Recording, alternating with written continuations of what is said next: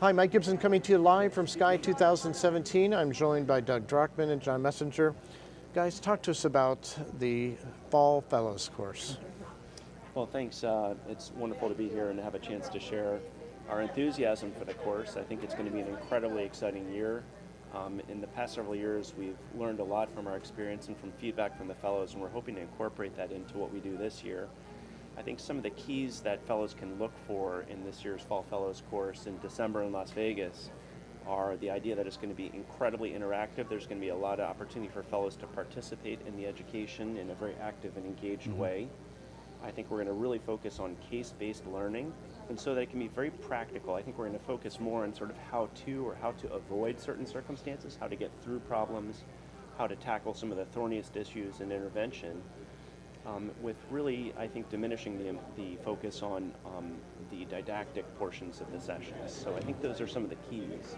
Yeah. And John, I know we've also talked a lot about some of the hands-on things. Yeah, we've done a lot with simulation in the past with this. We really look at this as an opportunity to partner with our folks in industry to really get hands-on, make this interactive. So link the didactic lectures to an actual hands-on tactile feedback. Using small group focused. There's a number of great things in both peripheral and structural space and the coronary space that people are enthusiastic, and we piloted it last year and it really went over well. So this year we're hoping to expand that and really make this, as Doug said, a case-based focus and really try to minimize the basics. Most of these folks already are 6 months into their interventional fellowship, so we don't have to cover the nuts and bolts quite as much. So have things shifted over the years? I mean, long ago it was all coronary, then there's some coronary and peripheral. How much structural is there now? How much peripheral? How much coronary? How do you divide up all the time? Yeah, I think that probably a way grossly to break it down will be at least half of our focus will be on coronary and complex coronary interventions, and then probably about a quarter apiece to structural and vascular. And when we talk about vascular, I think we're going to try to really embrace kind of practical skills that one needs to know: large bore access, how to manage access-related complications, as well as the kind of nuts and bolts of peripheral intervention and how to appropriately select patients who have peripheral vascular disease who might require intervention as well. Yeah, there's a lot of crossover obviously in the structural space, particularly with TAVR and the complications that we can get into, so we're kind of going to use these as opportunities to teach on both structural and peripheral areas at the same time to try to enhance education.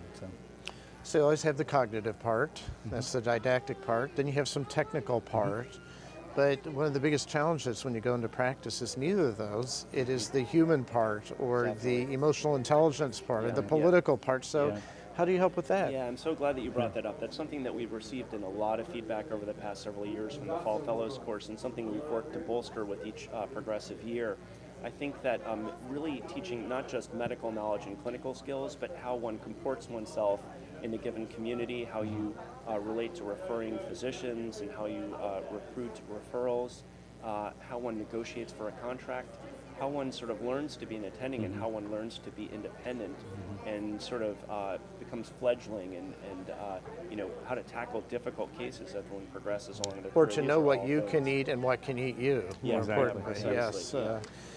Yeah, I think, you know, it doesn't come naturally to our field. You know, we're selected to kind of be lone wolves and mavericks, and so then part of it is teaching them how to behave, right? And we've done that. You know, we're focusing again, bringing in the heart team, the structural aspects of that, let us focus on that and really explore those things that make us have a well-running organization. It isn't just an individual, but a team, and hopefully focusing on professionalism and some of the other aspects.